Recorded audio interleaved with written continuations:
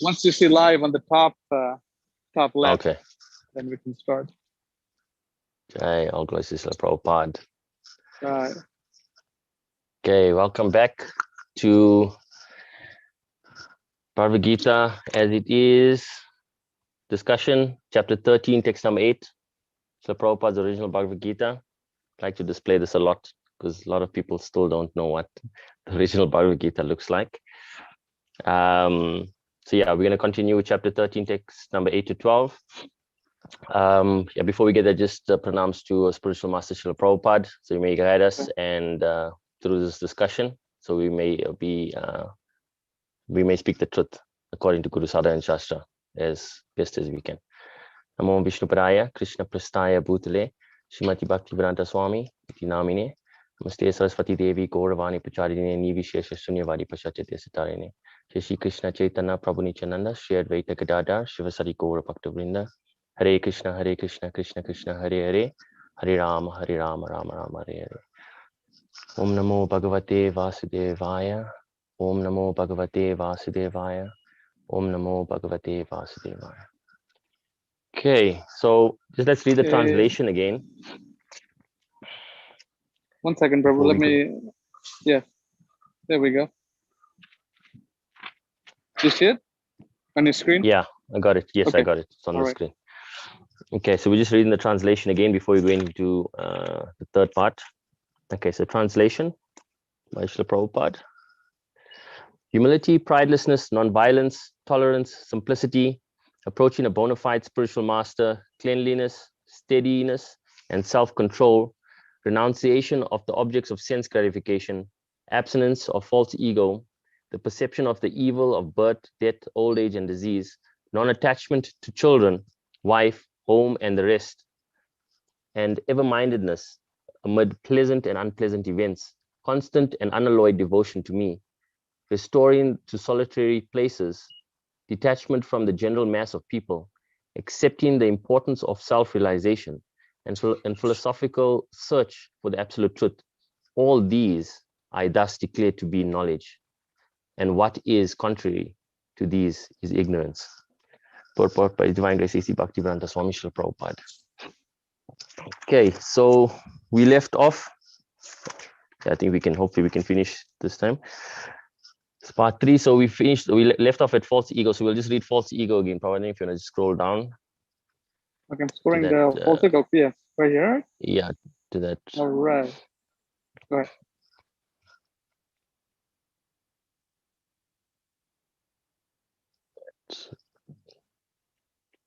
Paragraph.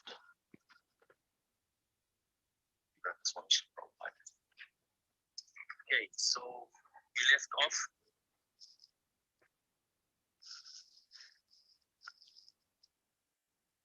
Okay, it's displayed on the screen now, I think. Is that the right part, Prabhu? Yeah, there we go. Yes. All right.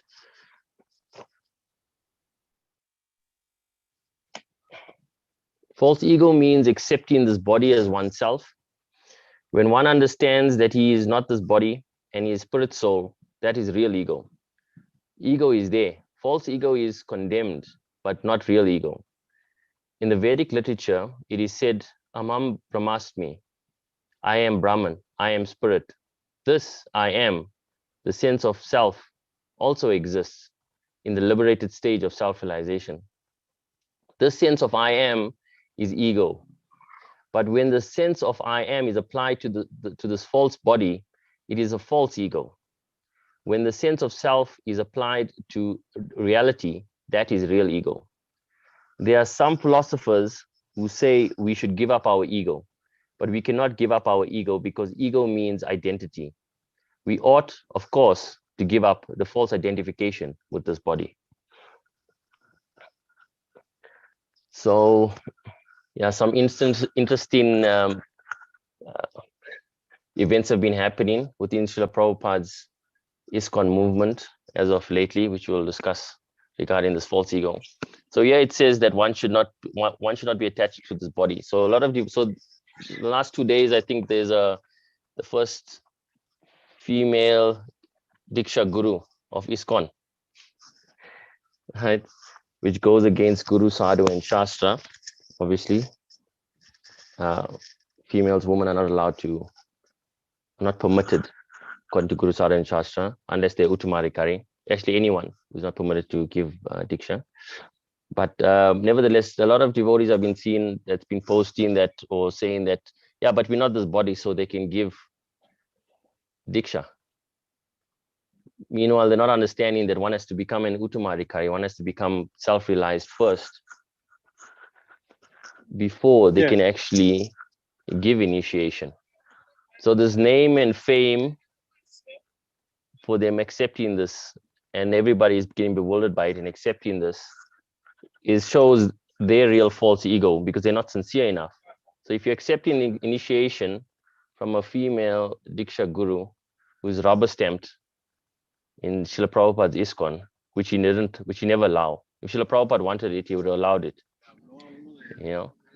So that, first of all, that represents false ego. Actually, this paragraph. It's so opportune, right, that this paragraph that we read in this paragraph after a few days of this initiation has been happening. What are your thoughts on that, Prabhu? Yes, I mean, if Prabhupada, when Prabhupada was present, 1965 till 1977, there were many women who were advanced devotees. They went with their husbands. They opened up temples in all over the world, right? Yes. They were all traveling with their husbands, and they were opening temples, managing centers, temples. But Prabhupada never gave them a position of leadership in his institution. Prabhupada said, their disqualification many times is being a woman. And regarding that point, there was a study by what was that devotee's name in San Francisco? He was a good professor in UC Berkeley. So he went around and interviewed all the devotees, especially women. So he asked the question that this women's liberation, which started back, when Prabhupada was starting the movement or when the movement was going, he said this feminists, they will not like the Krishna consciousness movement. And then they interviewed some devotee women. They said, the women were gladly happy doing service to Srila Prabhupada, the pure devotee, and minding their business in, taking care of the deities, cooking. I mean, Prabhupada had women cooking for him, right? Yes. Malati, Yamuna. Advanced devotees, yes. Yeah, but they were never given a position of leadership in the institution, meaning, to lead a temple. Certainly they were in charge of many things. I mean, look, in Srila Prabhupada's institution, Govindam prayers, who is singing it? Who's singing it? It's a woman singing it. Yeah. Yes. So how can we say that, they were not, but they were not leaders, leading a society, leading a movement. But here you see Yamuna is chanting. So isn't she a leader? She is a leader in Govindam prayers, right? But not a position of, what would you call it? A temple president or a GBC? No, none of the women. You see all the signed documents that Prabhupada had written, 12 men, but not one of them was a woman. Yes. On the documents. So Prabhupada did it for their own safety, because women need to be protected. So one who is in a position of leadership can be exploited even. So what to speak of a woman that's being dead? I mean, they're naturally innocent by nature. Guru Sadhana and Shastra confirm that women are innocent by nature and has to always be protected throughout their lives. The Srimad Bhagavatam, the 5th canto, the text, I think chapter 6, text number 4, it states there that a woman should be protected from a childhood by her father and by her husband when she's young and by elderly sons when she's older. At no point should she be given freedom or independence because she'll become spoiled. And a spoiled woman is basically degraded to society. So it's very unfortunate that this feminist movement is creeping in within Srila Prabhupada's ISKCON. I mean, it's like a circus now. I don't know. It's just it's becoming more of a joke every day what they're doing to sleep. I hope it's going to collapse soon by everybody realizing, by hopefully some realizing that, at least if we get a few devotees, sincere devotees out of all of the circus acts that they're doing that leave and they're really interested in spiritual life, that will be great. But they're basically sahajas that they're contaminating ISKCON with their false ego. Yes. Yeah. This is what's happening. And the only solution, what do you think the solution is? Well, education is the solution. Even though we have all the script in the world, people still don't accept Yes. it. So, what can we do? We can repeat what the acharyas have said, what we have realized, and sticking to the point. That example, scripture, history, Yes. authoritative books. I mean, there's Chanika Pandit saying that never trust women and politicians. So that's a great, Yes. you That's know, yeah, that's great. There is a lot actually. I don't know. Maybe one day I'll just do videos or YouTube stuff on that. But there's a lot of what they say about women and stuff. That's in the unrevealed scriptures. There's the revealed scriptures which we have. Prabhupada is revealed. There's unrevealed which is also there. It's the Manusamhita. There's a lot. Prabhupada also recommended that we read that as we advance in spiritual life. There's also high scriptures. Prabhupada also when he used to give lectures, Prabhupada used to quote from certain books and used to say, listen here, this is you should read it for your own advancement as well. There's a few of yeah, the lectures that psych, I've heard from Prabhupada. Yeah. yeah, the psychophysical nature of women and men are totally different. Dharma is totally Yes. different. So when we follow Krishna consciousness, we follow the dharmic principles established by the acharyas and the Dharma Shastras. So the Dharma Shastras are Yes. very clear or distinct roles, different from men and women. So people don't understand that, and they artificially try to make everyone equal. Well, it's never going to Yes. happen. Krishna's system You is the know. four varnas and Yes. the different ashrams and the different types of bodies. So how can you Yes. That's artificially right. try to make everyone equal? Not possible. And that's why there's so much frustration in America and the ISKCON movement, because artificially people who have no Brahminical qualities, they accept, some position, and then they Yes. try to live up to it, which they cannot, because psychophysically they're not, trained up, or they don't have the qualifications. Why That's why the gurus fall down, cheating happens, all these things. So I mean, So yeah, next they're gonna look at, I don't know what's next. I mean, we all knew that the female Diksha Guru was coming from I think a year or two before. There was rumors, and now it's finally happened. She's Kali Yuga is advancing dramatically. Next there'll be transgender gurus and acceptance and stuff in this movement. I mean, yeah, but anyways, whatever you see with the ISKCON like names and these buildings and stuff, those are actually not what Srila Prabhupada. The temples are there for attracting the devotees, so that one can come and gain knowledge. But then when they're attracting these, the jiva souls that are coming to Srila Prabhupada's ISKCON, obviously they stole it. And then they block the knowledge by editing Srila Prabhupada's books and not speaking according to Guru Sara and Shastra, and hiding the truth from devotees. And therefore they're bewildering devotees, creating these disciples courses, creating all of these things, and oh yeah, bewildering them yeah, by not yeah, giving them the proper education and understanding who is the real Uttama Arichai, who is the guru, who's the real guru of ISKCON, what is a real guru, first of all. And that's because of false ego, because false ego wants name, fame, woman, and wealth. False ego wants to enjoy. They think they are this body. So for this time, and it's very sad, because these so-called gurus that are taking on this disciples, they headed for the darkest regions of hell, according to Guru Sara and Shastra. And I don't even think they even read Srila Prabhupada's books. When you speak about Srimad Bhagavatam, when you speak about any of, you ask them questions regarding that, they won't even be able to answer. They cannot come publicly and have a discussion with yeah, us. That is yeah. that is the fact. And I've opened up that conversation or that public meeting with so many so-called gurus and managements. Nobody wants to come live and go online publicly, because they will be embarrassed. Because according to Guru Sara and Shastra, there's references for everything, which they are not following. Yeah. So that's very sad. That's actually very sad. But like, I feel very sorry for the devotees that are actually going down that route because of their false ego. Because actually, it says in this verse here that we've been reading, obviously, false ego means their identity. They identifying themselves with these bodies. And that's why they actually they think initiation is going to save them. They think a formal initiation will save them. Srila Prabhupada clearly states that the official initiation has no meaning unless one is surrendered to Guru. First, you have to identify who is Guru, what is a Guru. A Guru is Uttamarikari, a Guru is Srila Prabhupada. One like Srila Prabhupada. Show me somebody like Srila Prabhupada, first of all. Then one has to be completely surrendered. And Prabhupada says there clearly that if one is not surrendered to Guru, one won't get the real thing. They won't get spiritual, prema. They won't get real bhakti. They'll get some other things, but spiritual life will be spoiled. Prabhupada says that. Yeah. Yes. And we can see it, insufficient guidance that's there in the nectar of instruction, So these people are getting insufficient bogus guidance, and what they have is bogus disciples, course feminist gurus, and deviations. They're not following Prabhupada's standard of all, very simple standards that Prabhupada set, changing of books.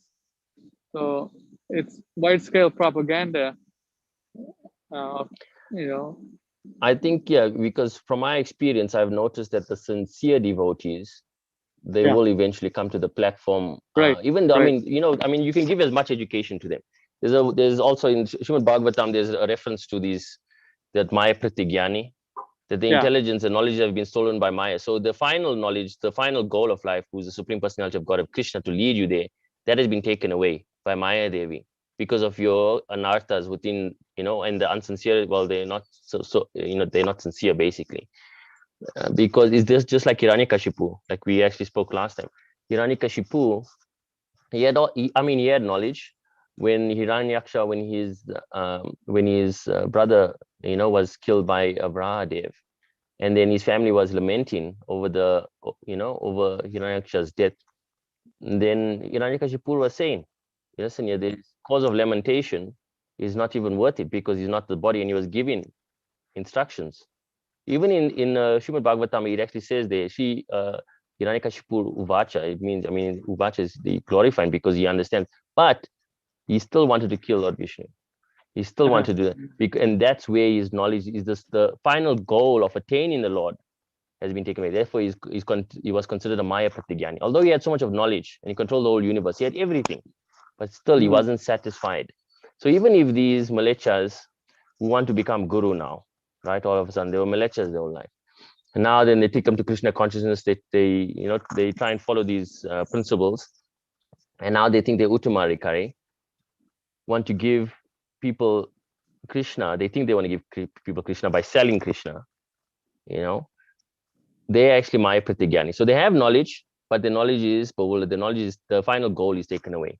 And in this circumstances, the final goal, or the final goal is leading one to Srila Prabhupada, because that is the duty of a devotee within ISKCON. A devotee of Krishna within ISKCON is to lead one to the spiritual master, and Srila Prabhupada is the ultimate. He's the only spiritual master. If you do not lead one to Srila Prabhupada, you'll never get the transcendental knowledge. They want to put Srila Prabhupada one side, and they want to take the position of Srila Prabhupada, which is obviously then everything will be distorted. They'll get other things. They will get bhukti and mukti by chanting the holy names in the offended, causing offense. Because that's the first offense, to disobey the order of the spiritual master. And Srila Prabhupada's final order, in his letter, he says that Radvikacharya is proved, which they disobeyed. So everything under that, everything from there, everything is offensive by their chanting Hare Krishna. It's all namabas. But they will also get bhukti and mukti, but they'll never achieve prema bhakti. That is for sure. Yeah, we have Mohit Prabhu just joined right now. He's from Hare Krishna Jaipur. Prabhuji. Jai Hare Krishna Prabhuji. Welcome. Pranams. Thank you for joining us. Yeah, if you have any questions, or if you want to comment or share anything, Prabhu, you're welcome to. Very nice. Sure, bro. I'm a big fan of your bro for your what do you follow and how you preach. All glories to Srila Prabhupada. So I've been both ways, both sides, and I know what is going on, which side, what is going on. Whatever you're That's good. preaching, you're just preaching directly, which is told by Krishna, right? Which is told by Prabhupada. Srila Prabhupada. Prabhupada is the most, right? Always. Well, your voice is very low. Can you speak, or is it nighttime in India or something? That's why you're speaking softly? Yeah, it's nighttime in India. Oh, okay. Yeah, that's all right. I think it's like 1 o'clock there. Hare Krishna Prabhupada, thank you for joining. All glories to Srila Prabhupada. We're just trying to present Srila Prabhupada's teachings as it is, and obviously calling out the demonic natured beings, basically, because that's what they are. We actually just speak in the truth. Prabhupada was very direct. As we were reading in part 2, I think it was part 1 as well. Simplicity, one has to be so simple that they can speak the truth, even one's own enemy. I actually heard that in one of Prabhupada's lectures yesterday. So that was very nice. But yeah, Prabhupada as long as we read Srila Prabhupada's books and listen to his lectures, Srila Prabhupada's original books, and listen to his lectures, all glories will come to us. It's just our sincerity that we have to be very sincere. That's all. Okay, so let's go on to the next paragraph. Okay, one should try to understand the distress of accepting birth, death, old age, and disease. There are descriptions in various Vedic literatures of birth. In the Srimad Bhagavatam, the world of the unborn, the child's stay in the womb of the mother, its suffering, etc. All are very graphically described. It should be thoroughly understood that birth is distressful because we forget how much distress we have suffered within the womb of the mother. We do not make any solution to the repetition of birth and death. Similarly, at the time of death, there are all kinds of suffering. And they are also mentioned in the authoritative scriptures. These should be discussed. And as far as disease and old age are concerned, everyone gets practical experience. No one wants to be diseased and no one wants to become old. But there is no avoiding these. Unless we have a pessimistic view of the material life, considering the stress of birth, death, old age, and disease, there is no impetus for making advancement in spiritual life.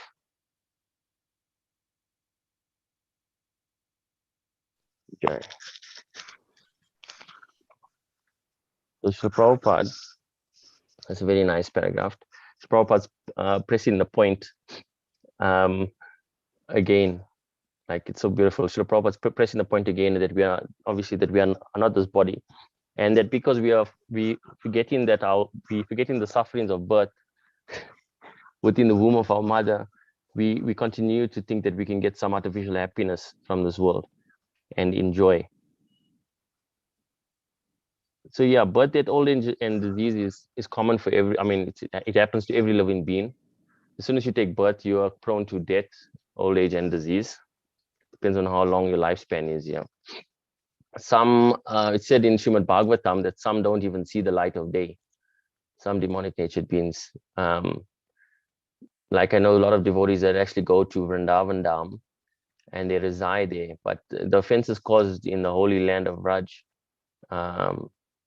it's like 1,000 times of what you can do anywhere else. And the only place to rectify that aparad, dharma aparad, is only in Vrindavan.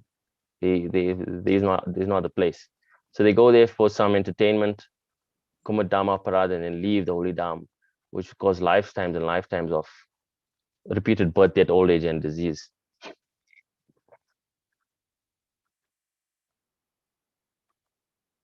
So Srila Prabhupada always discussed that the only way to, and this is the primary method, this is the primary way for everyone of us connecting as well. But the only way to escape this is to chant the Hare Krishna Maha Mantra. Hare Krishna, Krishna Krishna, Hare Hare, Hare Rama, Rama Rama, Hare Hare. Because there is no other way.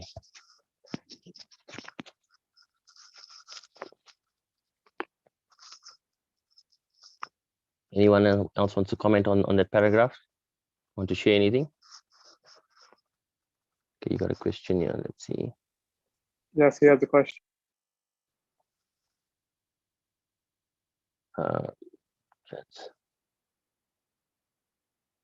Yes, okay. Now you see the last question. Yeah, okay, perfect. Thank you, Prabhuji, for joining us. Okay, Prabhu, you want to add anything to that paragraph? Prabhupada, you want to share anything? Mohit Prabhu, you want to share anything? No, bro. I'll type and ask my question because it's night here, no? No issues. Continue, Okay, please continue, bro. Okay, we'll go to the next paragraph. Yes. Yeah, the Prabhupada says this thing should be discussed, right there. Similarly, at the time of that, there are all kinds of suffering, and they are also mentioned in the authoritative scriptures. These things should be discussed. So people don't discuss these things. They get a material body and they think the body is end and all, and no one talks about the soul, next life, karma, spiritual life. So that's why Prabhupada's books are so important, that we should read it very scrutinizingly and then Yes. try to help others understand it. So Prabhupada is saying these things should be discussed. So that's why we're having these meetings. We're discussing all Okay. these things. It's very important. In the third chapter of Srimad Bhagavatam, sorry, in the third canto, things Lord Kapila Dev. There's a very descriptive. If anybody wants to read that, or if anybody is interested in the birth, death, old age, and disease in connection to this paragraph specifically, there's in the Srimad Bhagavatam third canto, I think it's in third canto, what Lord Kapila Dev gives a beautiful description, exactly detail of how one takes birth into this material world and how one suffers and goes through the whole process. And it's very, very awakening if anybody's up for that challenge. Okay, let's go to the next paragraph in this verse. You're going to scroll up here. As for detachment from children, wife, and home, it is not meant that one should have no feelings for these. They are natural objects of affection, but when they are not favorable to spiritual progress, then one should not be attached to them. The best process for making the home pleasant is Krishna consciousness. If one is in full Krishna consciousness, he can make his home very happy, because this process of Krishna consciousness is very easy. One need only chant Hare Krishna, Krishna Krishna, Hare Hare, Hare Rama, Rama Rama, Hare Hare. Accept the remnants of foodstuffs offered to Krishna, have some discussion on books like Bhagavad-Gita and Srimad Bhagavatam, and engage oneself in deity worship. These four will make one happy.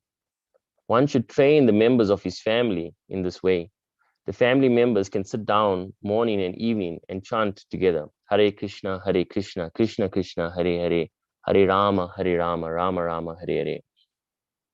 If one can mold his family life in this way to develop Krishna consciousness, following these four principles, then there is no need to change from family life to renounced life. But if it is not conjugal, not favorable for spiritual advancement, then family life should be abandoned. One must sacrifice everything to realize or serve Krishna, just as Arjuna did. Arjuna did not want to kill his family members, but when he understood that these family members were impediments to Krishna realization, he accepted the instruction of Krishna and fought and killed them. In all cases, one should be detached from the happiness and distress of family life, because in this world, one can never be fully happy or fully miserable. Happiness and distress is concomitant factors or full of material life. One should learn to tolerate, as advised in Bhagavad-Gita. One can never restrict the coming and going of happiness and distress.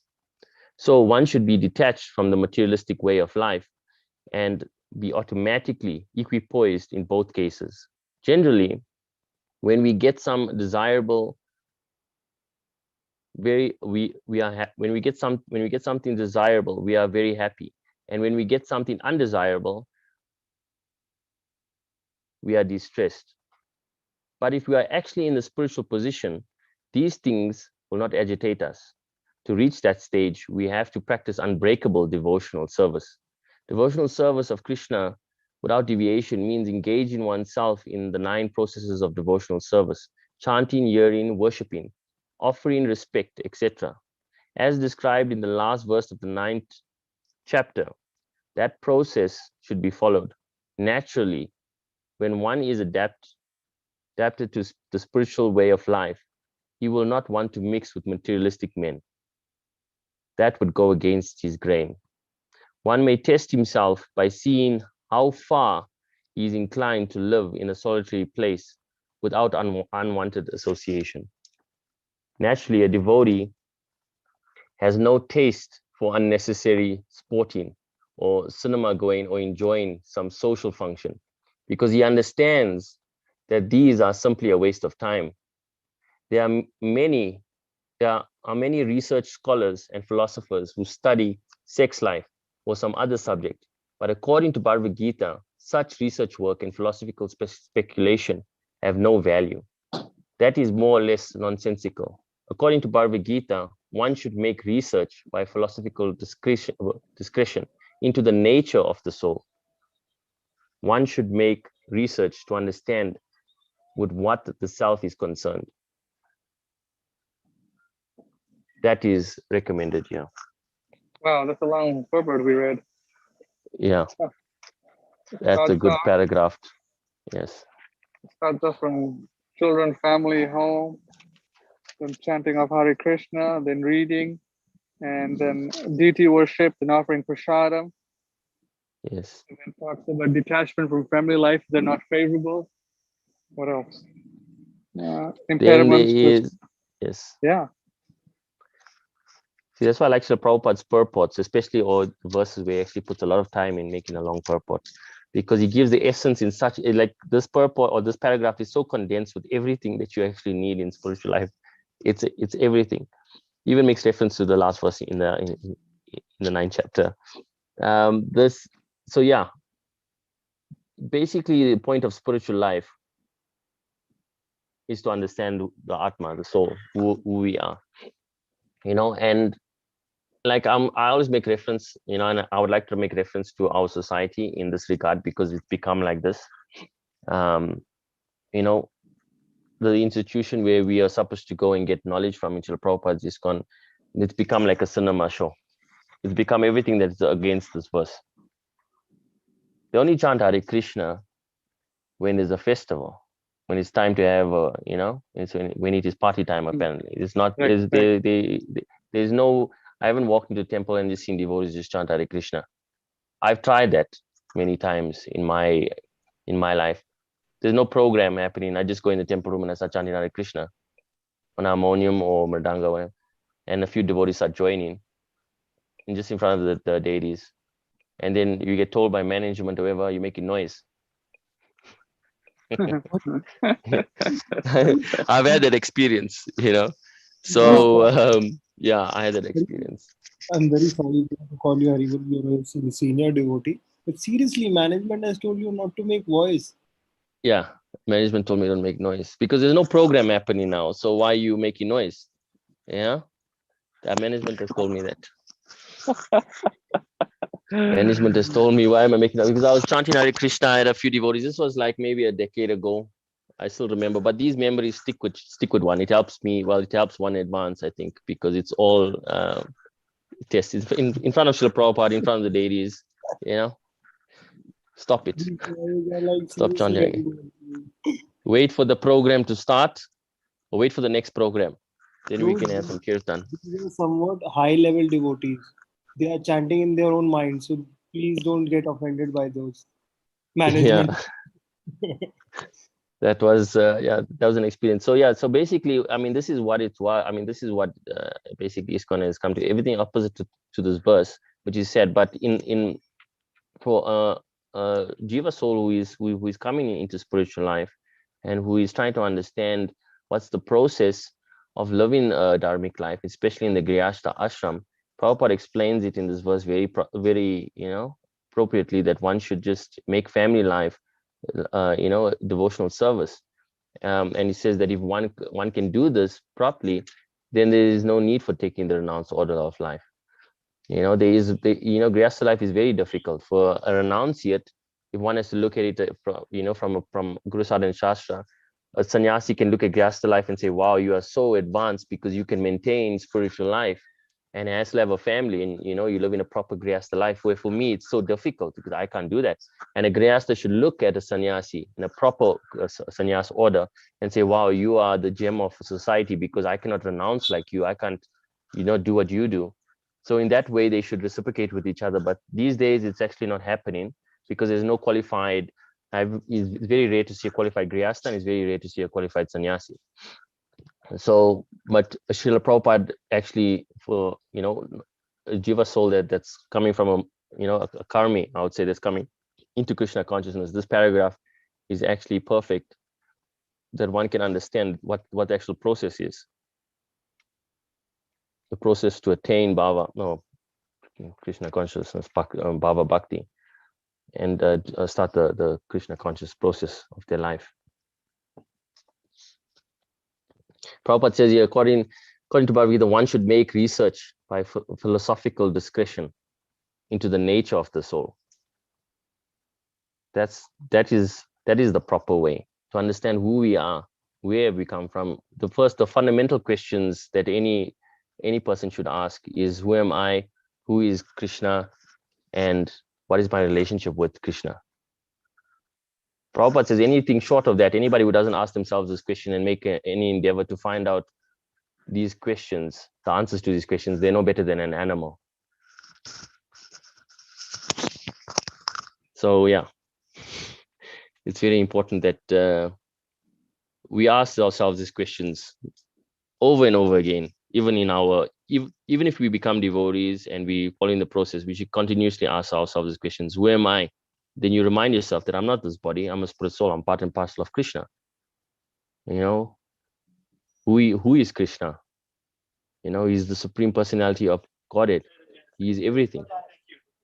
And then what is my relationship with him? And then that process, that journey, that's when you start cultivating bhava bhakti.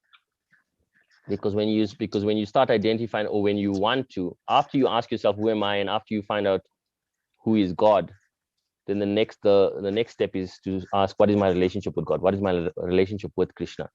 And when you start doing that, that's the path of bhava bhakti, because that's when you can cultivate your bhava and understand. And then you're obviously on your way to, you're on your path, you're on your journey to identify your eternal Raja Swarup eventually, in whichever lifetime that may be. Right. So should we read more, or let's finish this. So we got a last two, three, unless you want to leave it for part 4. We're as far as self-realization is concerned, right? That's where we are now. Yeah. Yes. Okay. Yeah. Let's do the last 3 paragraphs. Yeah. Okay. Yeah.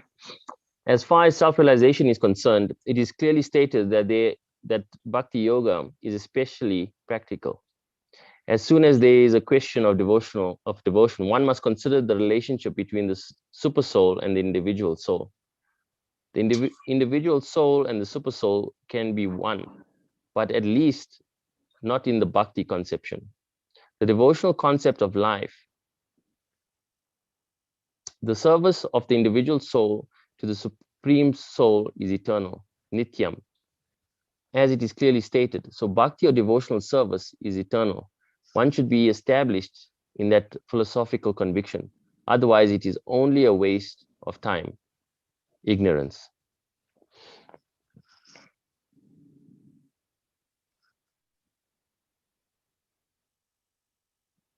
So we need something practical in this age of Kali Yoga, and Bhakti Yoga is the most practical out of all the yoga systems.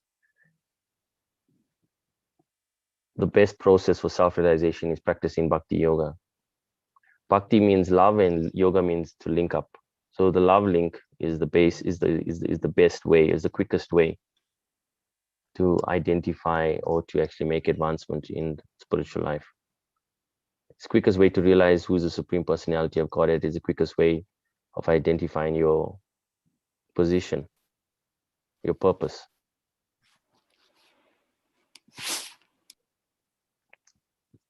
You want to add anything there, Prabhu? You want to say anything there on this paragraph? Let's see. So Bhakti Yoga worship. Yeah, it's saying that unless one comes to devotional service or Bhakti Yoga, whatever else they come up to, it's simply a waste of time. So that's, the power of devotional service, because there's 2 entities involved, the Jiva and the Supreme Krishna. So that's why Prabhupada says the Mayavadis usually fall down and they come down and open hospitals, this and that. So because they've not realized that part, that they're part and parcel of Krishna, and their service is a nityam. They're eternally part and parcel and servant of God.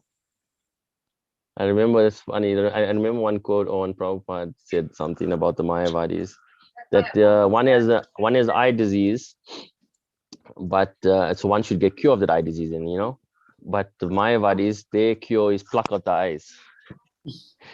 instead of, that's the concept. Instead of like curing the disease and going to the eye hospital and making sure that you can cure yourself, like the same thing with like the bhakti. So their identification is pluck out the eyes and that solves all the problems, which is not the actual case. So Prabhupada was very funny when it came to this. Right. Okay, let's go to the next. Yeah, we got 2 paragraphs left, and then we're done with this verse. Here we go. In Srimad Bhagavatam, this is explained. Pandanti tat tatva vidas tatam ya janam advayam. Those who are actually knowers of the absolute truth know that the self is realized in 3 different phases as Brahman, Paramatma, and Bhagavan. Bhagavad-Gita 1.2.11. Bhagavan is the last word in the realization of the absolute truth. Therefore, one should reach up to the platform of understanding the Supreme Personality of Godhead, and thus engage in the devotional service of the Lord. That is the perfection of knowledge. So just as we explained, just as we said in the previous verse and in the previous paragraph, the Brahman, the Paramatma, and Bhagavan. So Brahman, obviously, who am I? I'm a Brahman. I'm spirit soul. And then Paramatma, Brahman is the Jiva. Paramatma is the super soul, and Bhagavan is obviously Sri Krishna. So the identification or the links between these, first one has to identify these 3. Prabhupada, and then obviously. yes. Prabhupada gives the example: the sun, planet, the sunshine, and the sun rays. The 3 aspects to it. The sun rays, and then comes the sun planet. No, nothing. Oh. And then comes the sun, with the personality. The sun god, the sun planet, Yes. and the sunshine. Yes. The one who So knows. you have those 3. Yes. And this way we can understand that 3 personalities, So it's similar to the Christianity or the way they believe. I think it's like something like that. It's like, the Trinity, the Holy Trinity, the Father, Son, the Holy Ghost. For them, it's like that. But I was reading something. I was reading one of Srila Prabhupada's. I was listening to a conversation. I can't remember. But Prabhupada says that even Christianity. I was reading the Path of Perfection the other day, verse 8 or chapter 8, I think. So anyway, and it says that for Christianity, I think, is a basic form of bhakti yoga, because at least they're accepting Bhagavan and asking their father for, a loaf of bread, basically. Father, Father, give me tithe or bread, type of thing. So they're actually accepting God as a person, but they have the Holy Trinity just like this. Brahman, Paramatma, and Bhagavan. They have the Father, the Son, and the Holy Spirit. Yeah, we got Shri Prabhu joined from India, so we're just discussing the chapter 13 verses from 8 to 12, right, Prabhu? Yes, from 8 to 12, the last part, the part 3. So this is the last of this verse. Okay, we'll just do the last paragraph here. Beginning from practicing humility up to the point of realization of the supreme truth, the absolute personality of Godhead, this process is just like a staircase, beginning from the ground floor up to the top floor. Now on the staircase, there are so many people who have reached the first floor, the second or third floor, etc. But unless one reaches the top floor, which is the understanding of Krishna, he is at the lower stage of knowledge. If one wants to compete with God and at the same time make advancement in spiritual knowledge, he will be frustrated. It is clearly stated that without humility, understanding is harmful. It is clearly stated that without humility, understanding is harmful. To think oneself God is most puffed up. Although the living entity is always being kicked by the stringent laws of material nature, still he thinks, I am God. But because of ignorance, one should be humble and know that he is subordinate to the Supreme Lord. Due to rebellion against the Supreme Lord, one becomes subordinate to material nature. One must know and be convinced of this truth.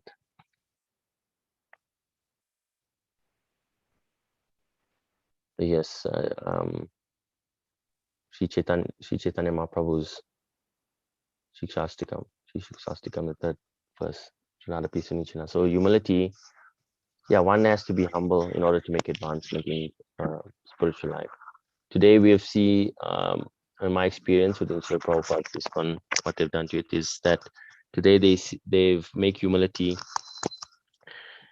They are humble to these milechas posing as gurus. In respect, and they actually think that anything short of speaking the truth is an aparad. So you always have to be humble. So when you speak on the truth against everything that's happening in spiritual life, or you just speak the truth, because you speaking it directly, one sometimes thinks that they are not. One sometimes thinks that one is not humble because the truth comes across as very direct and very harsh. Just like a doctor, just like a surgeon that's operating. Sometimes it pains when the doctor is operating if there's no anesthetic. So similarly, by practicing humility, only by practicing humility of the real knowledge of real Krishna consciousness, can one make advancement in spiritual life. Everything else is just a show. I've seen a lot of people practice fake humility, which is actually sickening. So one has to first identify. I think that's very important, that one has to identify what is actually real humility first, because as soon as you start speaking the truth, especially when you're having conversations or you're having discussions with the devotees, and you speak the truth according to Guru Sada and Shastra, even if you have Prabhupada's reference and everything else, they start singing the number one hit song of ISKCON nowadays, which is Vaishnava Aparad. That's what they do. Hare Krishna, bro. I have an issue here. I have a doubt. Can I ask, bro, if you've Yes. completed? Bro. Hare Krishna, yes, you can speak, bro. Bro, the issue which you were saying that ki before dying, Prabhupada only told that politics would be there after me dying, because he knew that he was poisoned. So he told Yes. this. And I have been in now both places, in ISKCON also and in ISKCON Akshay Patra also. Now the point is just the difference of guru. The point is Yes. that what I want to ask is that groupism which you want to talk about, that is everywhere. In every society where you go, wherever in a school also, in a family also where you're sitting, politics will happen. This is in material life for you can't change it. I've seen it in Akshay Patra also, to be frank and clear. So Yes. it's both ways. So what's your take? According to Prabhupada, what do you want to preach? And he's just told before dying that politics would be there. You need to Yes. be more humble and just try to elevate yourself. So what is So yes, that's a very good question, Prabhuji. Thank you. So according to Srila Prabhupada, one should obviously continue with their Bhava Bhakti, or with their Krishna consciousness, trying to achieve Bhava. The thing is that Prabhupada created a society for association, for devotee association.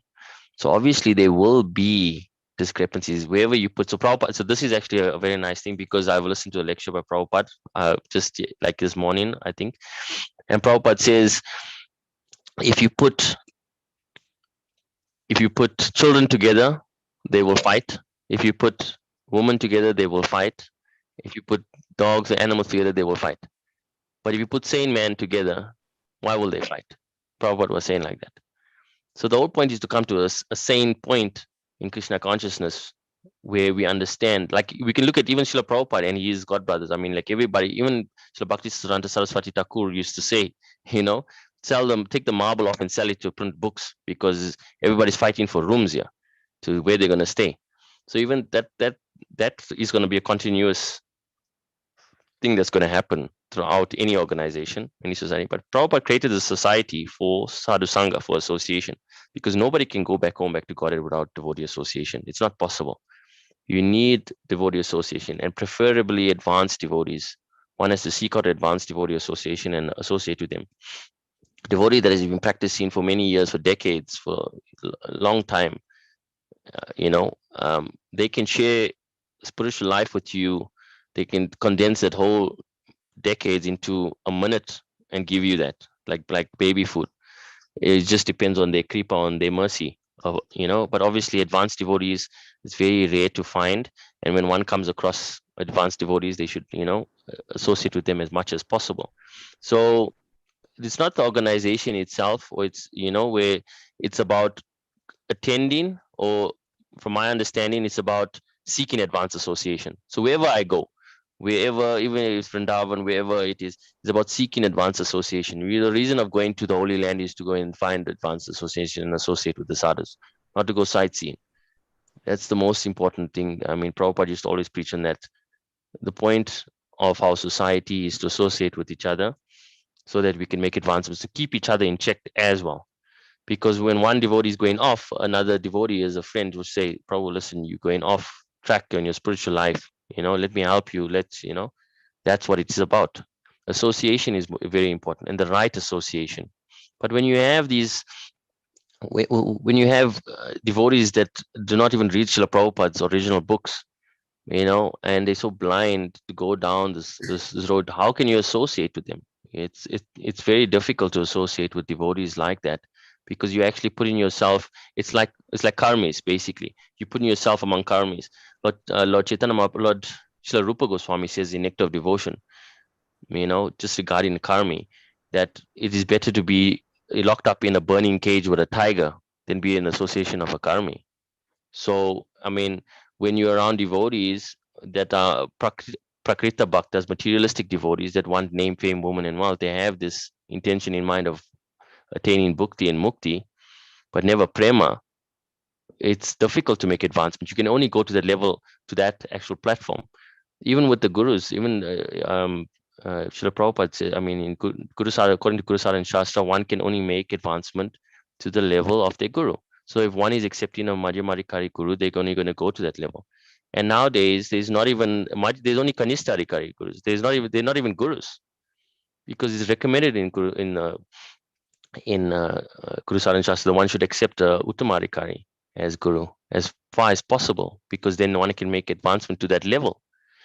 So if you get in association from the disciples of these lower type of gurus, which are not even bona fide, you associate with them, you're not going to get any nectar. You'll try and get something. You'll get bhukti and mukti. You'll chant in Namabas.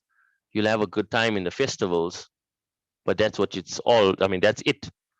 Look at Prabhupada's chanting compared to everybody else's chanting. It's on a different level. It's the next level. It's the last level, actually. So Prabhupada is, he gives that identification. You seek out advanced association and you associate.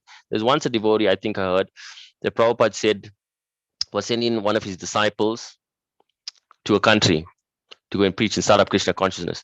And the devotee told Prabhupada, but Prabhupada, you said to us that we needed devotee association. So how can I go to this country and then start devotees? I don't have no devotees to associate. Prabhupada says, you go there, you make a devotee, and then you associate with that devotee. Prabhupada is very intelligent. There's no question Prabhupada couldn't answer. And that's the truth.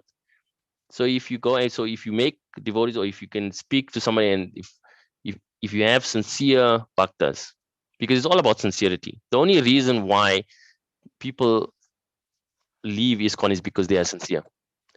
They understand that there's a lot of deviation that's happening, that's going against Guru Sadhana and Shastra. They understand that this material body is not theirs. They understand that there's a next life, and that they have to continue on this path. They're going to pay for it dearly by going, by following these deviants. So those intelligent class of men who are sincere, it doesn't even matter about intelligence. A sincere person, that's the only thing that it takes in Krishna consciousness, in bhakti, is to be sincere. Because if you're sincere, Krishna will, within the heart, will reveal everything to you. Srila Prabhupada will reveal everything to one. And who to associate with, how to associate with them, when to give, when not to give. Just like there's a description about in Shastra that says that one should be like a tortoise, with the limbs extend their senses only for Krishna consciousness, and when it's not time, when it's not whenever the senses are out, and if it's not for Krishna consciousness, they should retract it, pull the senses in, just like how the tortoise extends its limbs and pulls its limbs in. So that is very important. So, Prabhu, you want to say that we should associate with devotees like Aindra Prabhu, those level type of devotees, you should choose them and Yes, just, but you have to be, for getting reaching or for getting darshans, you need to go there. That's the only, yes. we can't. Yes. So obviously you have to associate with the devotees to find out the level of advancement. And the level of advancement is easy to identify according to Guru Sadha and Shastra. The yardsticks are there. I was being asked many times, Prabhu, how do you know who's advanced? And Prabhupada gives it. There is, if you're still in Krishna consciousness, you're still chanting, and you're still following according to Guru Sadha and Shastra, you can see one's character. What is one doing? If one is chanting the holy name, if one is performing Harinam, Sankirtan, if one is doing that, that's the Yuga Dharma. And that's all that one is doing, basically, the ultimate goal, and performing the 9 devotional processes of bhakti. If one is only doing that, that's an advanced devotee.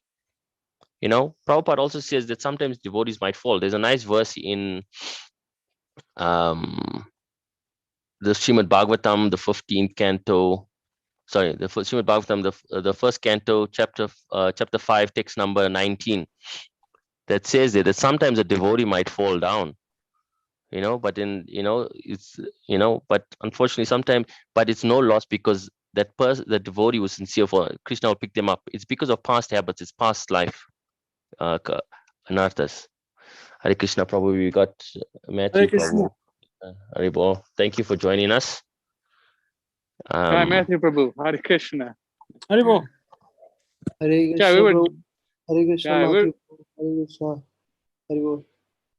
Yeah, we were just finishing chapter 13, verse 8 to 12. We just finished it. So we had what, 4 sessions or 3 sessions? 3 sessions, 3 parts to this. Yeah, 3 parts of the series. So we just finished it. Yeah, we're just finishing up here. So the last question. So Mohit Prabhu asked a very nice question. He says, so how, about association? Because one can advance only as far as the association that one keeps. So, what's your understanding on association with devotees, or with basically within ISKCON or without ISKCON? Okay, Matthew Prabhu, go ahead. Will you repeat the question? So yeah, Mohit Prabhu was asking if he's online. You can ask that again. Hare Krishna, Yes. Prabhu. Hare Yeah, Krishna, Prabhu wants to Prabhu. know what. Yeah, Matthew Prabhu wants to know what was your question, so you can try and answer that as well from his understanding regarding the association. Prabhu, you are much an advanced devotee. You can explain that issue much properly than me. Okay, So if so you can yeah, explain them. okay, no I'll problem. So yeah, I'll tell the question. Prabhu will. yes, My question was, Prabhu, that wherever you go, whether you're in the ISKCON Bangalore or you're in the ISKCON main course, right? Politics would be there. Before dying, Prabhupada said that politics would be there, and he knew that he was poisoned. So politics and everything, and these fames, everything would be there. So how is this? How can we associate with those type of devotees and elevate us with those advanced type of devotees? So Prabhu was telling that answer. The certain characteristics of those devotees. You should try to engage with them, because for darshans you need to go there, right? You can't just off yourself from the temple. yes. So now Prabhu will continue. So, I mean, Prabhupada has written these wonderful books, conversations, lectures. So you can take direct association from Srila Prabhupada. I don't see any difficulty here. There are devotees there. We have groups online. We have discussion of Prabhupada's books, letters, conversations. So I don't see what's the difficulty, especially living in the internet age. We have everything at our fingertips. Bhaktivedanta database. Prabhupada wrote close to 7,000 something letters. So we have not gone through all that. Why not go through all that and then ask that question? Am I getting association, or what's, maybe you're looking for barley association, meaning that being in No, no, association with, Prabhu, one issue is there. Sometimes, sorry to huh, interrupt you. I'm very go ahead, sorry go to ahead. interrupt you, bro. No, no problem, go ahead. Sometimes because you are physically there, no, you see the deities. So you have an attachment with the deities. So Oh yeah. those, then you don't go to temple, so that you just can't feel it. I mean, I'm at a very lower stage maybe. So I Mhm. can't just, I need to see the deities every day in the Mangala Arati or sometime. Then only my days goes. My day is Mm. superb. That is what I wanted to say. So we have to go to a temple, associate with those type of devotees. So in that case, what to do? We have to just find an exact devotee, which is like following Prabhupada's mission very properly and his words, and then go forward. Yes. So she also got a question. Raising hands, you can Shay, you can ask your question. Hare Krishna Prabhu. My question is in context to what Mohit Prabhu was asking. We being recently introduced, or at least I was recently introduced to ISKCON, and that's how I got to know a lot about Srila Prabhupada and his preaching and his books and everything. So, Yes. if let's say somebody is just starting their spiritual path, what are the few things that they should do even before getting into association with advanced level devotees? Like, what are the few things that we can start with on our own? What would you recommend? The first thing that devotees should do is to chant Hare Krishna as much as possible. That's the first thing. So by chanting Hare Krishna, automatically, and so it's the 9 devotional processes that Prabhupada was actually mentioning in this in this chapter. Sorry, in this verse. Obviously, it's chanting, it's hearing, and then it's remembering. So so chanting Hare Krishna, reading Srila Prabhupada's books, and listening to his audio lectures are the best form. Yes, going to the temples and seeing the deities are very nice, especially if you're a beginner devotee. It is very nice. One should be careful though when they're associating with other devotees as well. I mean, there's a lot of, I mean, you can only find out by your actual sincerity, who is advanced and who is not. But it is a very dangerous place to go for one's, because the Bhakti Lata Bicha, your devotional creeper within your heart, is very delicate. And with the wrong type of association, one can basically not, well, destroy the Bhakti Lata Bicha, destroy the devotional creeper that's within the heart. But one should go to temple, one should see the deities, one should follow the 9 processes of devotional service. But the first is by chanting Hare Krishna, reading Srila Prabhupada's books, and listening to his audio lectures. And Mohit Prabhu, you know that, like, obviously I understand where you're coming from. Sorry, Mataji. So yeah, I hope that answers your question. It's obviously Yes, chanting Hare yes. Krishna, reading Srila Prabhupada's books, his original books. Read Bhagavad-Gita as it is, read Srila Prabhupada's, there's so many books, the smaller books as well, but Bhagavad-Gita as it is nectar.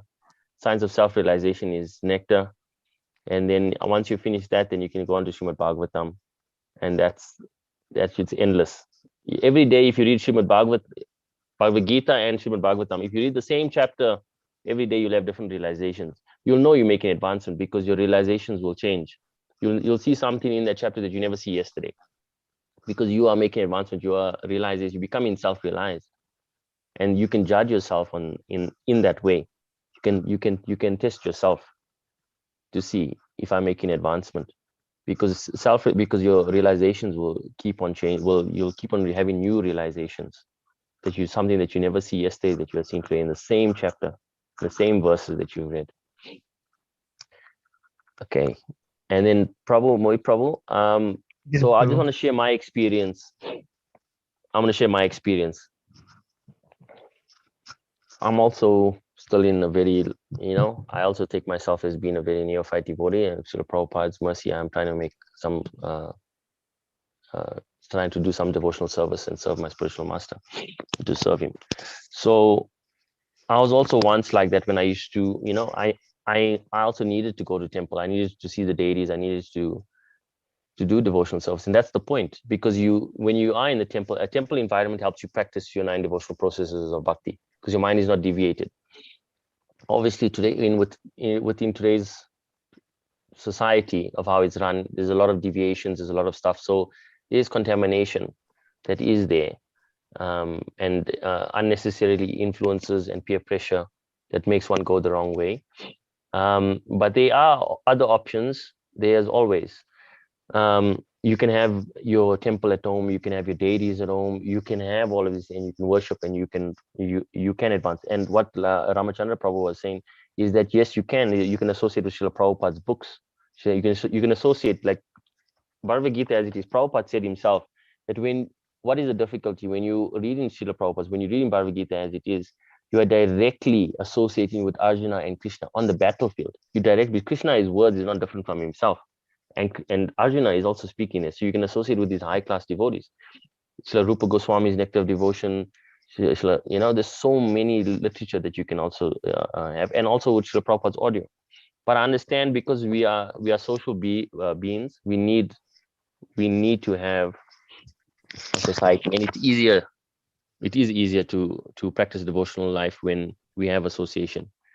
But as I said to you, to figure out and to find the advanced devotees, and the only way you'll be able to identify who's advanced devotees is by reading Srila Prabhupada's books, because then you can identify and you can discriminate according to Guru Sada and Shastra.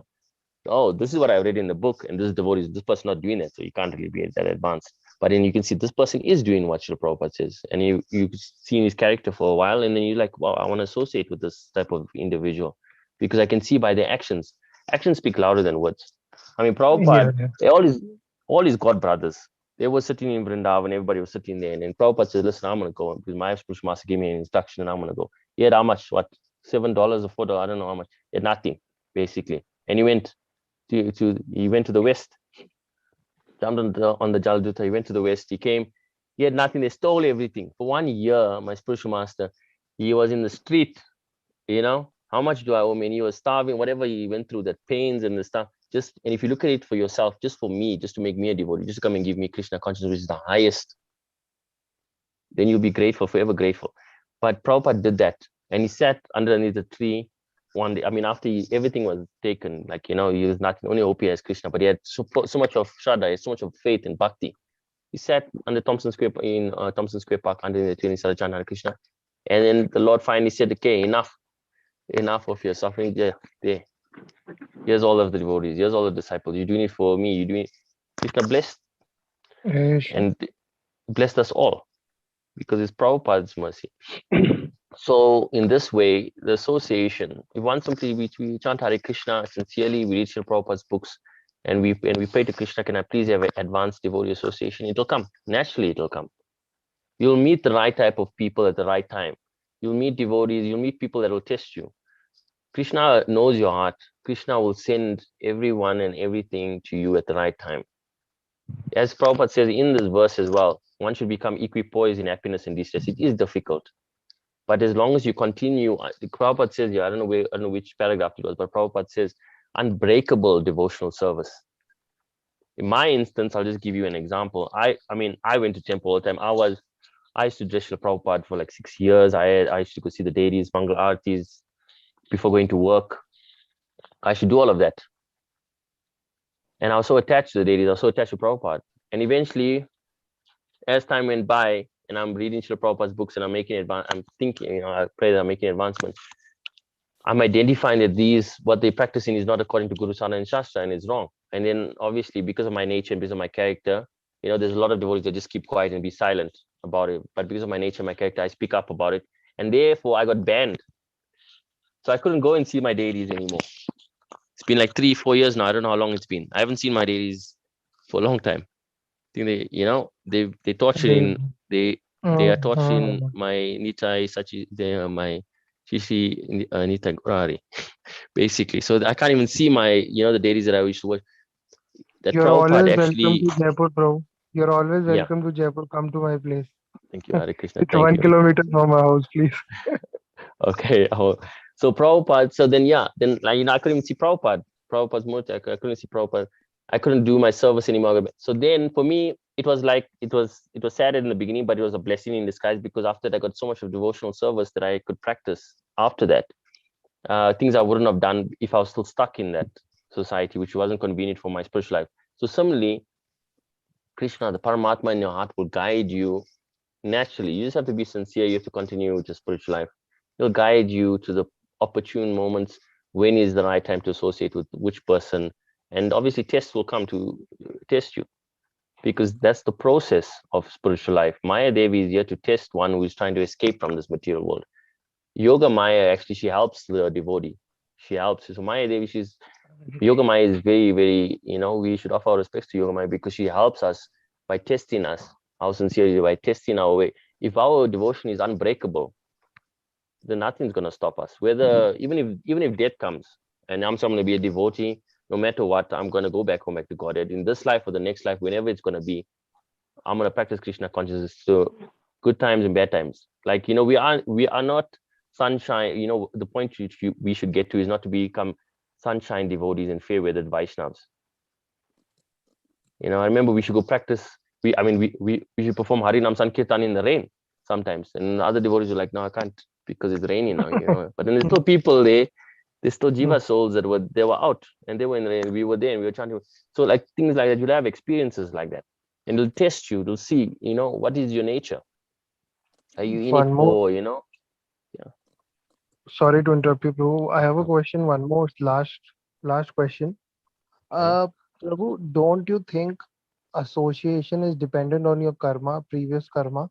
Because whosoever you're associating in a temple, or maybe my association with you right now, right? I met you through Facebook. That's all kripa, that's all previous karma, which I'm getting those God brothers. So it depends on your previous karma too. You can judge, or you can just, make a characteristics that this is a perfect devotee to attach with. But karma is also a very big role in this, right? Which devotee you're associating, because it's according to your karma written, you'll meet this devotee at this moment, right? yeah, So yes, what is your yes. So according to Guru Saran Shastra, yeah, so karma has its place.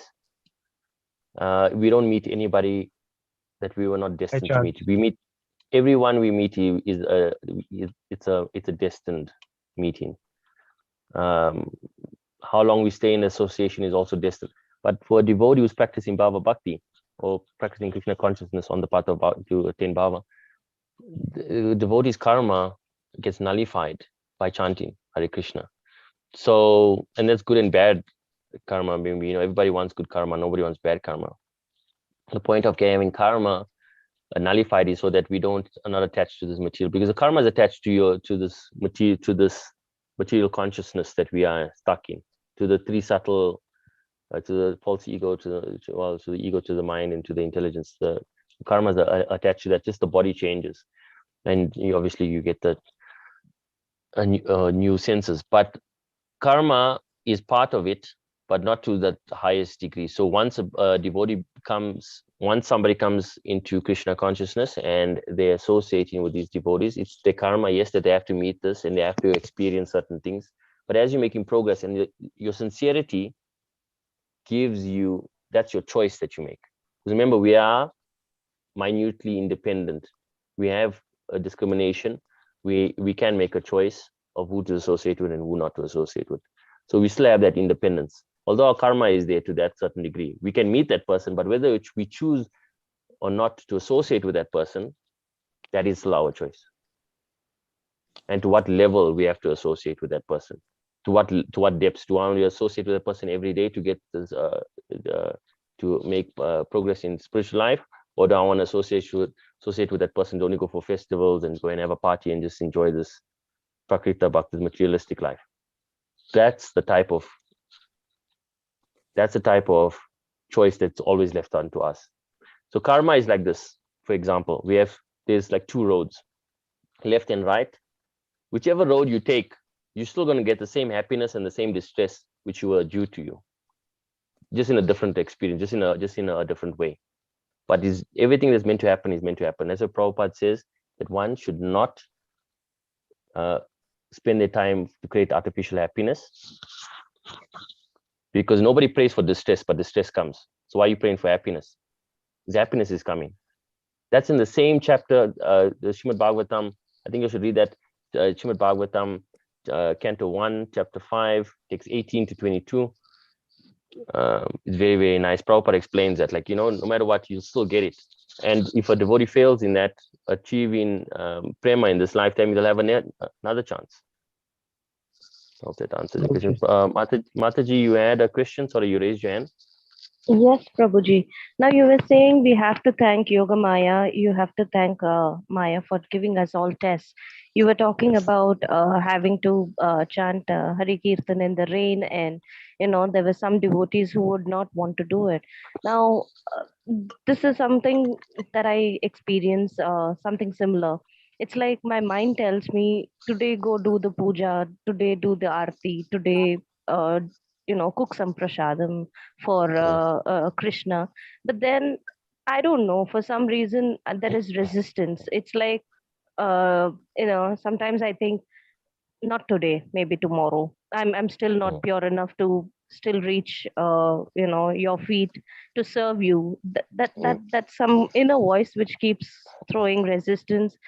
I somewhere keep feeling that I need more purity to go and do any sort of service in the temple room at home. So how do I understand what's happening? A very nice question, Mataji. The moment you practice devotional service, that makes you pure. By not practicing devotional service, that's when you are not in that proper state of mind. That's when you are basically we are impure. The point of Krishna consciousness is, I understand what you mean. I've also had that experience as well. Sometimes my mind will say, okay, fine, you're tired now, let's just chant later, let's leave it for later, but no, we have to force ourselves. So that's why following these rules and regulations are very important. The Vaidhi Bhakti process that Prabhupada inaugurated for us, from the morning program right till the evening program, is very important for us to follow, especially in the beginning of our spiritual life. It keeps us in check. The thing is that when we, you are, because you feel that way, it makes me understand that you are very humble and that you have a lot of humility, that you only want to do things when when you are ready or when you are pure enough to actually do that. But this is the answer. There is never a right time when you're going to be pure enough to do it. You might as well do it right now. It's just like chanting Hare Krishna. Prema, like Nam, Shuddha Nam is the highest. Shuddha Nam is pure chanting. Srila Prabhupada's chanting is Shuddha Nam. But there's 3 stages. There's Namabhas, there's a clearing stage as well, and then there's Shuddha Nam. But the process is to start chanting. The process is to start with the process. As you do it, you will become purified by just doing that. So it's like a person that goes to work, and the first day he might not know how to do that job properly, but as he's doing that job, you'll get better at it. You get purified, you basically get better at it. So when you're doing devotional service, it's like that. In the beginning, we might not even feel pure enough to even chant Hare Krishna, but Prabhupada says, just chant Hare Krishna. We got so much of anarthas, I got so much of stuff that is not right, and I'm causing aparad, I'm causing offenses against the holy name, by not chanting, but it's better to chant offensively than to not chant at all. So it's better to perform your devotional service. Eventually you will be purified by that same devotional service, and you will feel purified enough to say, yes, I can do this and I will do it, and for Krishna, because Krishna only sees your sincerity within your heart. And the mere fact that you have this intention of that you want to do it, but then you're not, is also still a good thing, because Krishna can see the Paramatma within your heart, can identify it and say, yes, that my devotee is trying to achieve me. But these tests that Maya is putting, it's your mind. So the mind is also very, very, the mind can be your best friend or worst enemy. Maya Devi, she will cause illusion, for you. And your mind has to identify now, is it, what must I do? Maya Devi, so as I explained last time, this Maya Devi is in 2 ways. She's like a mother to us. She can either reprimand us or she can embrace us. So a mother sometimes shouts at the children to do the right thing, just like that's Mahamaya. And Yoga Maya embraces the same Maya, the same mother, is just on our sincerity. But in both aspects, when we are practicing Krishna consciousness, if we are sincere enough, Maya, the Yoga Maya will actually take over. She'll come into that embracing mode. And it's the same type of test. It's just that you have to do the process. Is performing devotional service at all costs. I hope that. One more question, Prabhuji, can I ask? Yes. You mentioned earlier that you were banned from seeing the duties that you were used to regularly attend. How did it feel Yeah. at that point in time? And Yeah. what did you understand? Like, I mean, the same place that you were worshipping, the deities that Yeah. you were so associated to, now suddenly have turned around and asked you to leave. How did you Yeah. understand that moment? So yeah, that's a very nice question. Going back to that, I'm like, now it's fine, but like going back to that is a situation, when you're ripped from your devotional service activities and from seeing the deities, from serving them, and yeah, that was very sad. It was very, very sad. And a lot of mixed emotions. And I was thinking to myself, why is this happening to me? Maybe I'm not a good devotee. Maybe they are right. But then I can't be, because Prabhupada is saying what's right, and then they're doing the opposite.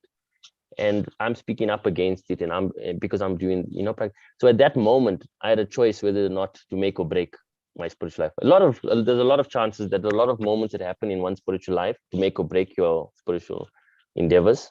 Maya Devi tests you like that. I had a choice. I could say, listen, I'm done with spiritual life. I'm done with this Krishna consciousness. Nobody, I can't even go to temple anymore. So who am I going to associate with? What am I going to do?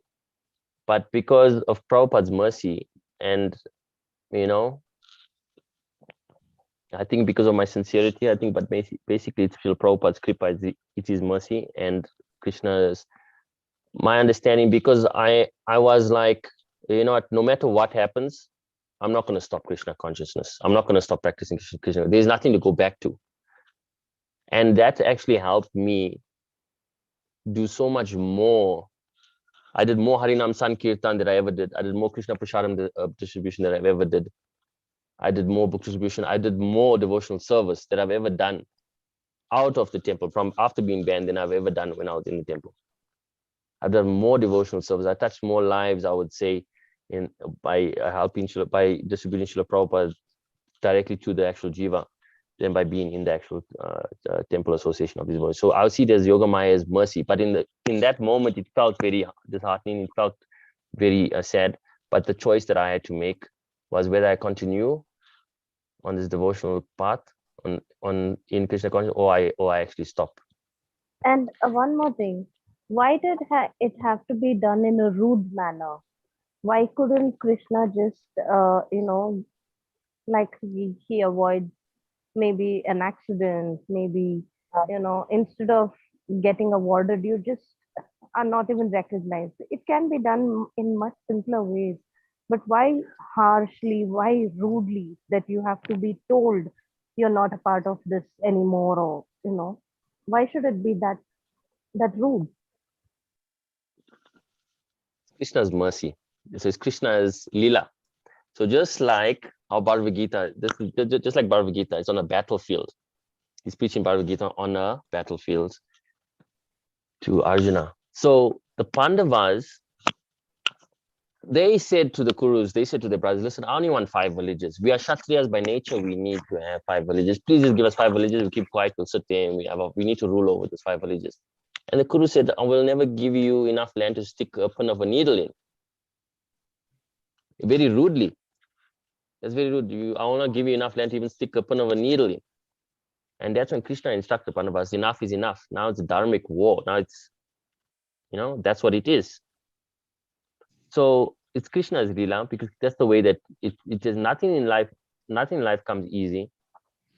We can't just chant once and go back to God. It's lifetimes of practicing devotional service. So it's all Krishna's lila. I must remember, we've been here in this material world for innumerable lifetimes, from time immemorial.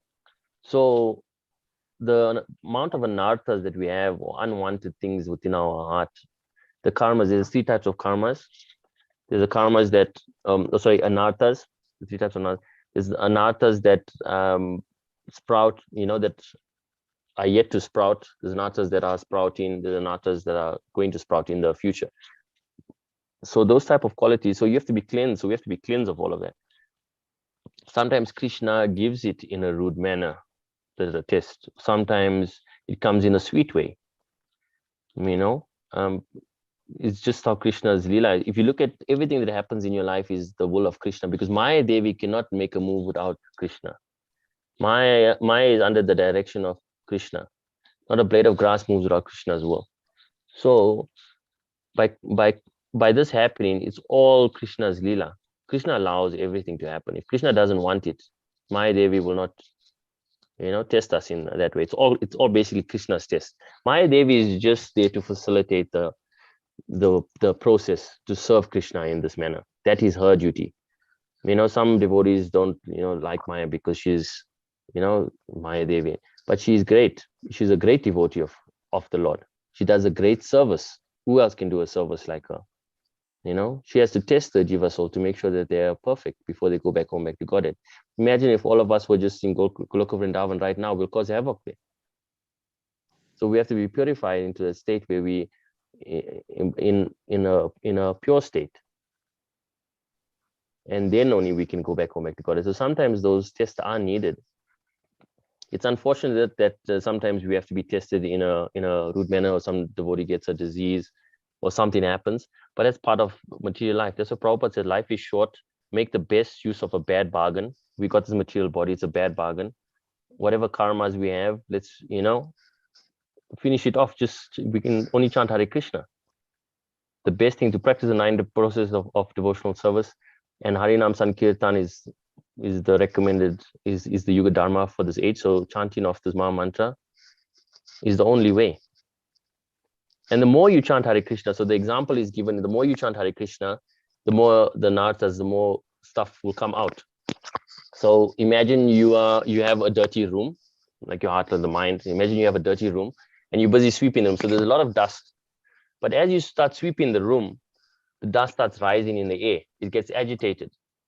So similarly, as you start chanting Hare Krishna and you start to clean your heart, clean the mind, these things will come out in your life. The room will look like more dirty because the dust is rising in the air.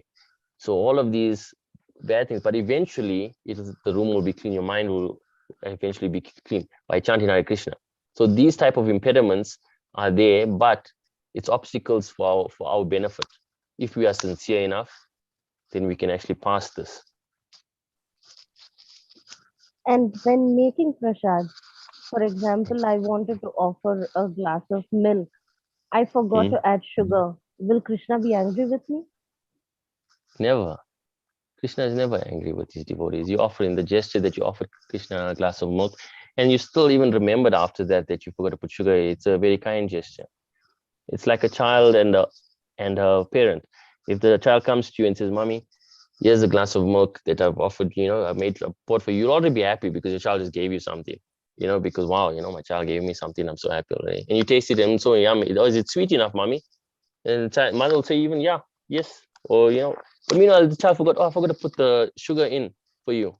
Don't feel, the child's like, so kind, but don't feel bad because Krishna loves the offer. It's not what you give Krishna, it's your intention. It's that love that you give Krishna. That's all he wants.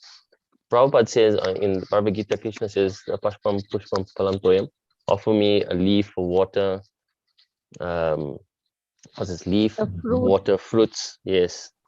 Flower. Simple, yeah, flower. Simple. It's not what Krishna, Prabhupada also says, Krishna does not want your chapatis. Krishna wants your love. Prabhupada used to say that Krishna doesn't want you, that's why he leaves it. He still leaves the remnants. Krishna is so merciful, he leaves the remnants for you to have, for you to also enjoy what he's also tasted. Krishna loves so much.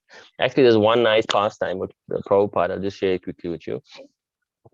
Once a devotee asked Prabhupada, what does gulab jam? You'll know what a gulab jam is. So what does a gulab? So if everything in the spiritual world is alive and living, and he says, oh Prabhupada, what does a gulab jam experience when it's been eaten by one of the cowherd boys? And Prabhupada answered back to that disciple, He says, why don't you go there and find out? Prabhupada is so perfect. A tough answer. Yeah, so Prabhupada was perfect in that manner. He always pushed devotees, disciples to Krishna. He says, you want to know what it's like? You can go there and find out what it's like, because every living entity, everything is living in Goloka Vrindavan. And the thing is, it's just our intention. Krishna wants our love, our bhakti, that's all. Your intention is there. The most important thing is your intention, your sincerity, your being humble. You have all these good qualities, Vaishnava qualities. You're trying to, attain those qualities and imbibe those qualities as much as possible. That's the most important thing. We can only try. Krishna, for Bhagavan, for Krishna, mercy is higher than justice. Krishna is like a small child. Krishna is innocent. Krishna has an innocent nature. Krishna, we have done so many wrong things in our life. And, when we turn to Krishna, Krishna says to us, oh, you like me? I like you so much too as well. Come. Doesn't matter what you've done in the past, because love cannot wait. We've already wasted enough time. Bhagavan was like, we've wasted enough time already. Never mind whatever you've done. Come. You like me? I like you too. Come. So Krishna is like that with us.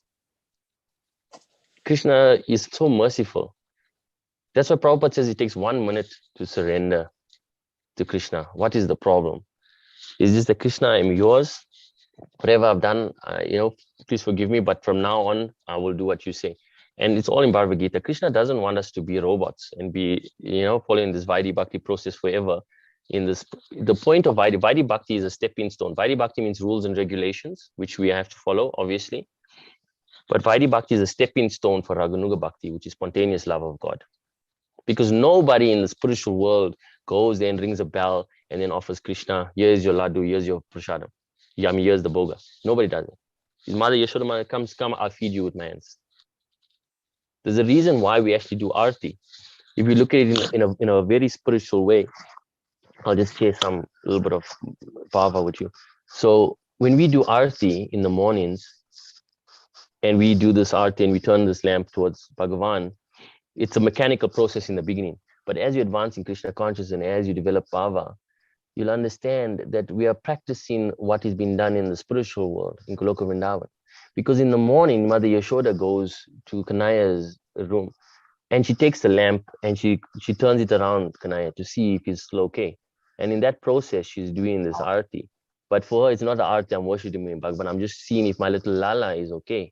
I'm seeing if he's awake, and she can see his breathing. She can see his belly going up and she can see that he's okay. But she's moving the lamp around him. So for her, that's how she's just checking her love. And that's love. But for us, it's a Vaidhi Bhakti process. Yes, we are off, we're doing this lamp, we start turning on. So everything that we do is connected to the spiritual world, but it's on a higher basis. But this Vaidhi Bhakti process, which Prabhupada has inaugurated for us to follow, it's a stepping stone. It's there for us to realize these things eventually. Every single aspect from what Prabhupada taught us is being practiced in the spiritual world, but in a higher sense, in a higher nature. And we just need to figure that out by continuing with our devotional service.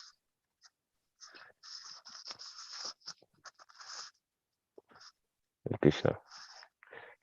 Very nice questions, Mataji. I hope that's answered.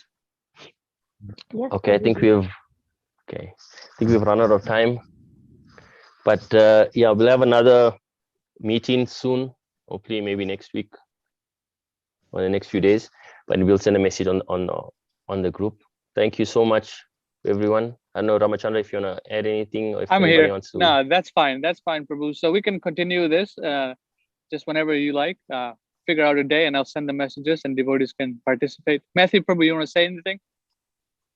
Yeah, I had a few things to say about the questions. Go ahead, please. About the association, one thing that was taught to us when I was in the brahmachari ashram is that when we're out and like we see some kind of like really messed up people, it's actually an opportunity where we can practice giving association without taking bad association. And that's like the practice. Have you ever heard, try and be like a bee and not like a fly?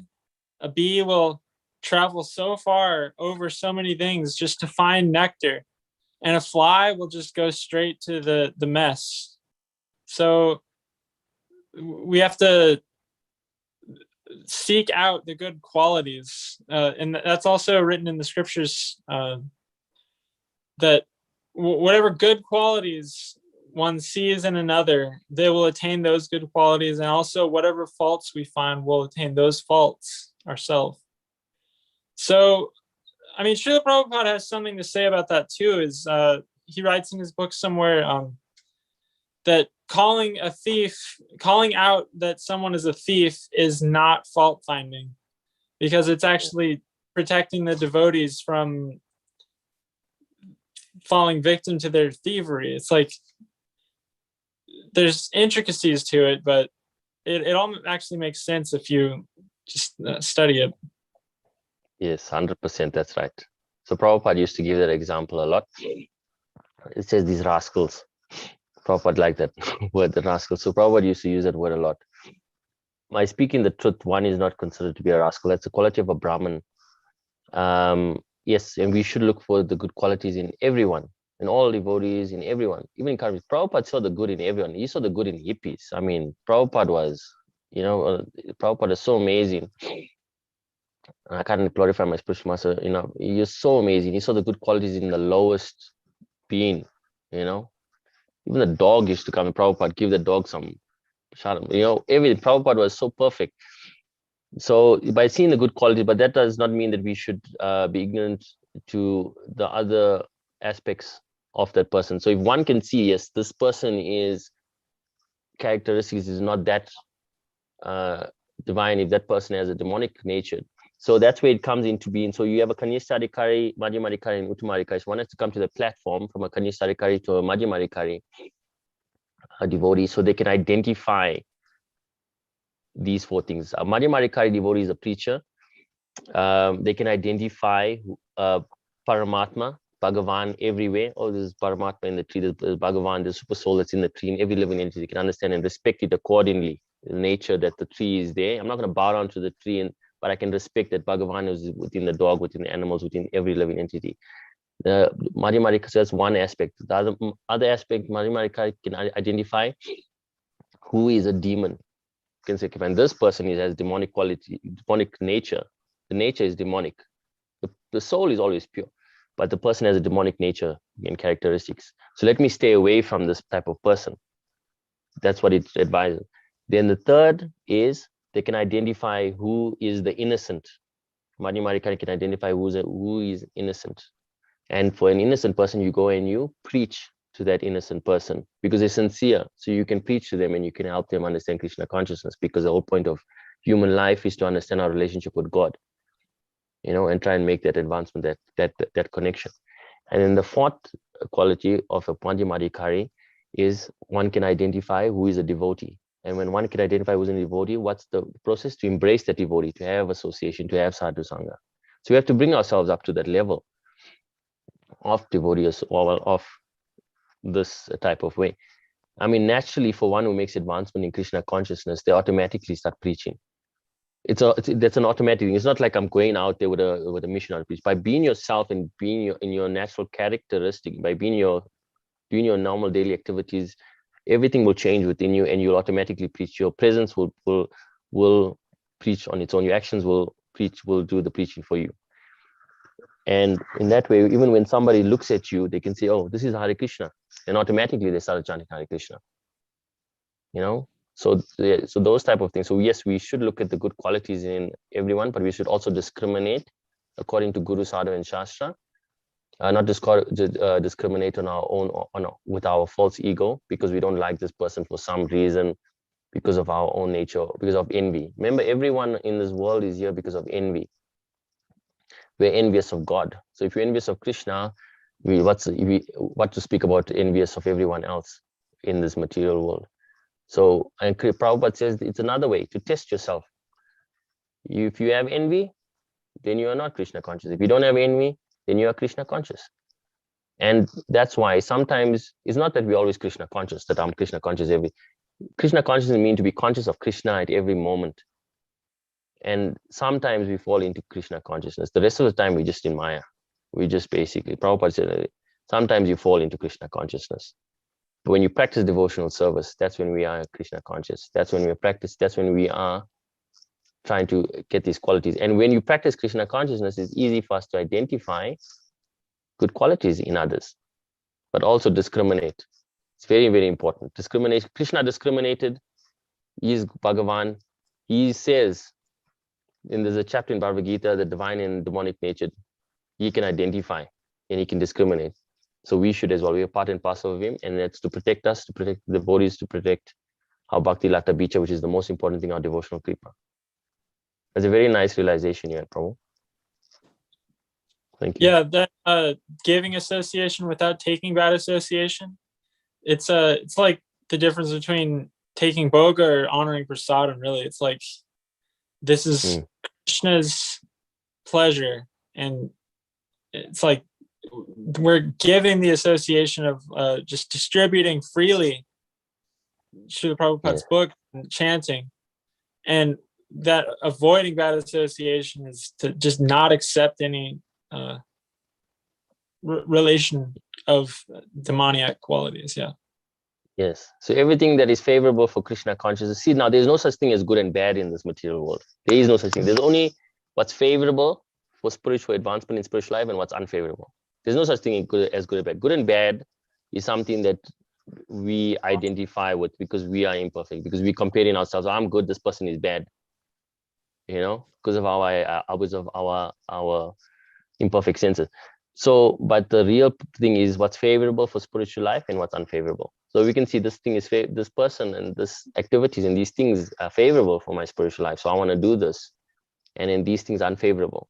And it's most of the times actually it seems like these unfavorable things are good for my spiritual life. But when you do it and you get burnt, and then you realize, oh, I'm not going to do this anymore because this is not good for my spiritual life.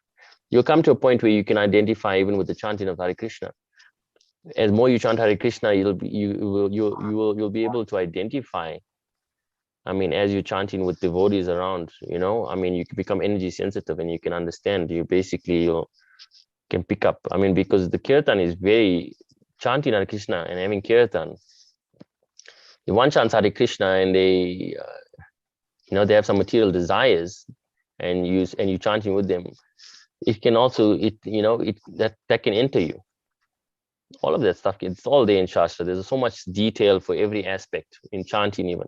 Indra Prabhu speaks a lot about chanting of Hare Krishna and Shuranam and how to associate with the holy name. And they killed him too. Thank you for your association. Thank you, Prabhu. Hare Krishna. Thank you, everyone. Haribo. Okay, Hare Krishna. So I'll end it here, and then we'll continue whenever you like, Prabhu. Thank you very much, Prabhu, for facilitating. Appreciate it. No Thank problem. you for association, everyone.